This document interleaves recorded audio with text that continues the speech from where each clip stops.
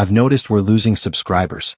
Not the YouTube kind, but the kind that swore they'd be in my life forever. Funny how that works. One day you're surrounded by people who claim to love you, and the next, you're watching them walk away like you were just another phase in their lives. By the way, if you're here, do me a favor, subscribe. It's free, and unlike some people in my life, you won't regret sticking around. For 5 years I had no contact with them. Not a single call, no attempt to reach out, nothing. But honestly, I wasn't interested in talking to them either. After what happened, silence was easier.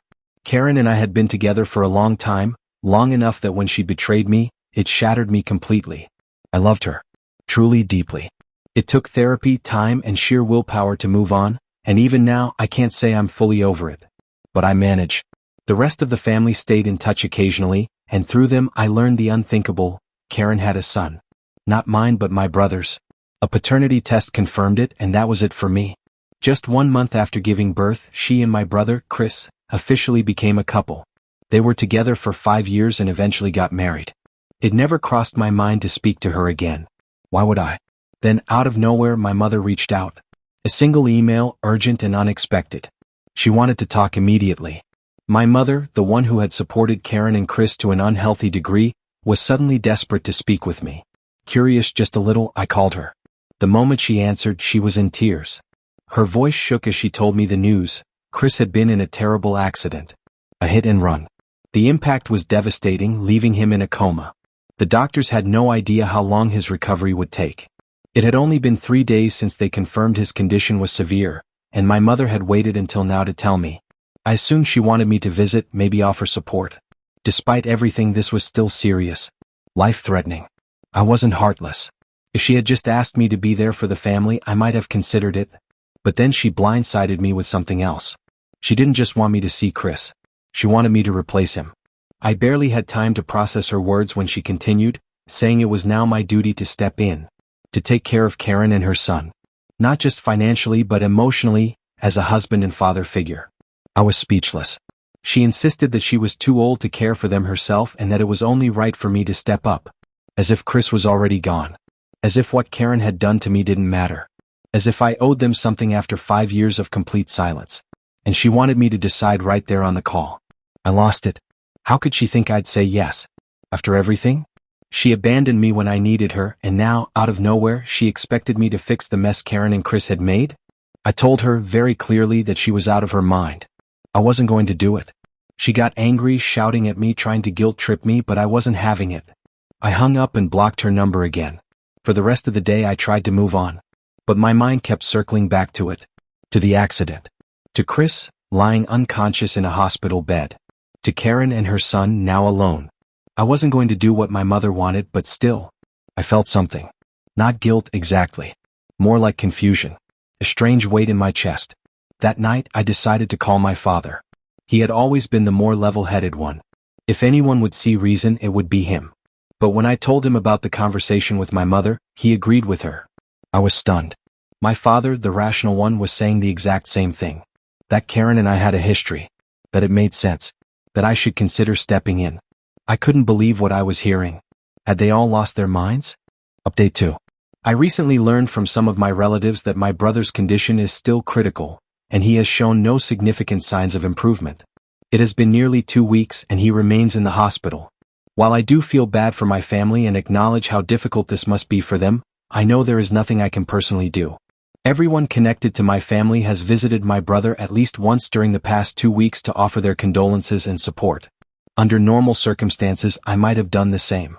However, I also found out through my relatives that my parents have been spreading lies about me to anyone who visits them at the hospital. They've been telling people that they begged me to visit, but I refused, claiming I said this was karma for what happened 5 years ago and that my brother deserved this. For the record, I never said anything of the sort. I would never. Despite everything, I'm not the kind of person who wishes harm upon others. Some relatives reached out to ask if what my parents were saying was true. They told me it didn't sound like something I would say, and I assured them that my parents were making up stories, probably just to get a reaction out of me or because that's simply the kind of people they are. If they had succeeded in turning my extended family against me, I doubt anyone would have spoken to me again. Even though my parents cut me off 5 years ago, my aunts, uncles, and cousins have always supported me. The idea that my parents would try to sabotage those relationships as well just to punish me is infuriating. I can't understand why they seem to hate me so much when I haven't even done anything to them. They've always favored my brother, but this level of manipulation is beyond anything I expected. At this point, I know I made the right decision by keeping my distance. Update 3. 2 days ago I shared an update. Today my mother decided to take things a step further. Since I blocked her everywhere, she had no way to reach me, so she showed up at my house unannounced. She must have been waiting for me because as soon as I got home from work, she was there. The moment I saw her, I felt exhausted. I nearly turned back and got in my car to leave, but she noticed me. I had no choice but to talk to her. I refused to let her inside, so we spoke in the front yard. In hindsight, this was a mistake. At first, the conversation started off calm. She acted casual as if nothing had happened, and I responded politely. But I couldn't hold back anymore. I asked her why she was spreading lies about me. I told her that, despite everything, I never wished any harm upon my family. All I ever wanted was to move on, but they were making it impossible. I had been suppressing my feelings for so long that when I finally confronted her, everything spilled out. I told her that after the way they treated me, I found it hard to even consider them my family anymore. I said that I had just gotten home from work and wasn't in the mood for an emotionally charged conversation, so whatever she came to say could wait. That was when everything changed. She had been listening to me up until that point, but as soon as I told her I wasn't willing to talk, she lost her temper. She started yelling, so loudly that my neighbors took notice. She accused me of being ungrateful, saying I should be happy that I still have a family at all. Then she said something that truly stunned me. She told me she had half a mind to cut me off permanently and make sure the rest of the family stopped speaking to me as well. According to her, I hadn't sounded sad enough when I first found out about my brother's accident. She expected me to be more emotional over the phone. I told her that I was shocked and upset, but just because I didn't react the way she wanted me to didn't mean I didn't care. It was an absurd argument. Then she started screaming again, this time about Karen and my nephew, saying my absence proved I didn't care about them either. At this point, it was clear she was just making up excuses to justify their treatment of me. It was ridiculous. I was done. I turned away, unlocked my door, and went inside, ignoring her as she kept yelling. She tried to follow me in, but I shut the door in her face and told her to leave. She banged on the door for a while, still shouting insults until I threatened to call the police. That's when she finally left. But before she did, she warned me that I would suffer the consequences for this. I don't even want to know what that means. I just want to be left alone. Update 4. It has now been 26 days since the accident, and my family finally has some good news. My brother is showing signs of improvement. He is responding better to treatment, though he is still not out of the woods. Of course, I wasn't told this directly. I heard it from my cousins. Even though my parents have effectively disowned me, I genuinely hope my brother makes a full recovery. The past month has been difficult for everyone, including me. No matter how much they try to paint me as the villain, I do not want anything bad to happen to him. Unfortunately, my parents haven't stopped harassing me. A few days after my last confrontation with my mother, my father called me. But he was sneaky about it. He used a different number so I wouldn't recognize it.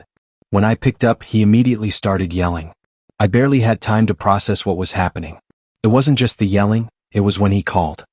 He deliberately called me at 5 o'clock in the morning, knowing I would be asleep and disoriented when I answered. He wanted to catch me off guard. The level of manipulation is unreal. At this point, I have no choice. I need to go no contact with them for good. If I don't, they'll keep trying to drag me back into their toxic cycle. I don't know what their next move will be, but I'm done playing their games. Final update, Update 5. Hey everyone, it's been almost 3 years since my last update, and coming back here feels surreal. So much has changed, mostly for the better. Right now, I'm living and working in Germany, where I've been for the past year and a half. Life has truly taken a turn for the better, and I've even started seeing someone. My girlfriend and I have been together for 8 months now, and honestly, things have been great. As for my family, I've had zero contact with them for the past 3 years, and I have to say, it's been absolutely liberating. That's not to say I've cut off everyone. I still keep in touch with my good relatives, but my parents? No. And I wouldn't have it any other way. Now, about my brother, he made a full recovery. It took him some time, but eventually he bounced back. After he started getting better, Karen, yes, that Karen, came to see me. She wanted to apologize for everything that had happened. But honestly, at that point I had moved on. I told her there was no need for an apology, not because I had forgiven them, but because I genuinely didn't care anymore. A little while later, when my family found out I was moving to Germany for work, Karen showed up again, this time with a bouquet of flowers. She said she was apologizing on behalf of both her and my brother because my brother was too ashamed to face me himself. I suppose the guilt caught up with him after all these years. But honestly, it didn't make a difference to me anymore. I told them both the same thing. I forgave them, but I wasn't interested in reconnecting. I was done. Since then, I've been living my best life. My parents never tried to reach out again, and I'm incredibly grateful for that. I refuse to ever let them back into my life, under any circumstances. I just wanted to come back here and share this final update with those of you who followed my journey from the start. To everyone who supported me, thank you. Your kindness and encouragement meant the world to me during some of my darkest days. Now it's time for me to get back to living my life. Take care, everyone. I finally found my peace. Final thoughts and a lesson to take away. If there's one lesson to take from my story, it's this. You are not obligated to maintain relationships that harm you, even if they're family. Sometimes, the people who are supposed to love and support us the most turn out to be the ones who hurt us the deepest. And when that happens, choosing yourself is not selfish, it's necessary.